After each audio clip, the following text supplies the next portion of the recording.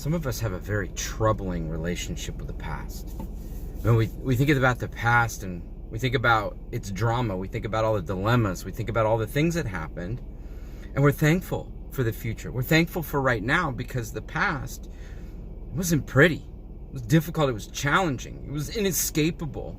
And we just couldn't wait to get to the next step. We couldn't wait to get to the next moment. We couldn't wait to get to the next experience. But the perplexing thing of the past is, at times, many times, we forget the challenges.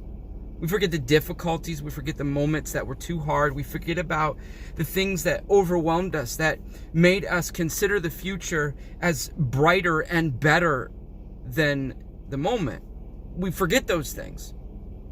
And then we begin to dwell on the better things, or the assumption of the better things.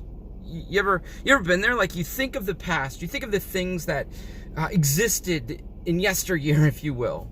You know, I just reached 40 and my body's changing, my metabolism's changing, everything is changing physically about me, from different diagnoses to making it, just different things, making it harder to take off weight.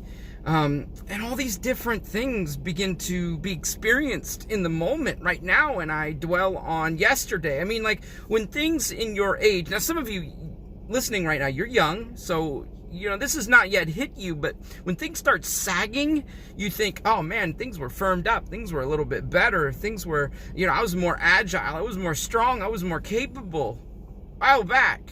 Now, you know, you take my pictures from the past, you know, and I don't want this to sound proud, but you take my pictures from the past, you will see an overweight, heavy, struggling young man, and I'm a lot better now, but like, for some of us, the past just looks better, or we assume it looks better. We make these assumptions.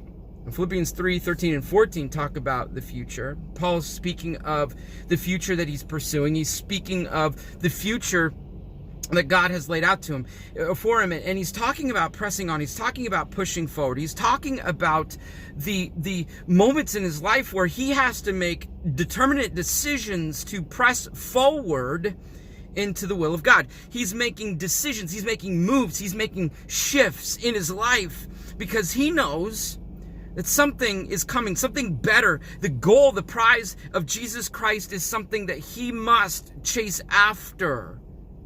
And here we are right now in the moment. Here we are right now in the moment. We're considering the things that God is doing. We're considering the future that he offers. We're considering the brilliant moments that can happen today, the beautiful moments that can happen today, and we're still dwelling on yesterday. We're concerned, like, I'm going to miss out. You know, I'm going to miss out on what could have been because I made a different decision or I made a different choice. I wish I could go back there and change this and adjust this and make these moments differently. I wish things were different. And we go back and we rehearse those things.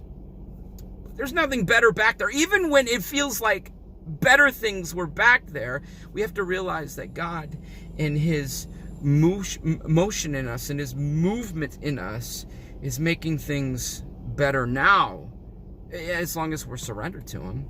I mean, I know that things of the past can really be better than things that you're experiencing right now, but you've got to look past that and realize that surrender, a trust, a confidence in Jesus Christ, placing your life in his hands, will give you opportunity, will give you moments that will be better. You know, we've got to be careful, guys. We've got to be careful. Dwelling on the past also can create this self-fulfilling experience. If you dwell on the past, you begin to relive it, right? And we don't want to relive that. We don't relive it. Even if it's good things, we don't want to relive those things because we need to live right now in the moment. We can get so concentrated on the past, so focused on the past that it debilitates us right now. It causes us to forget about the moment. It causes us to forget about what's happening in the present.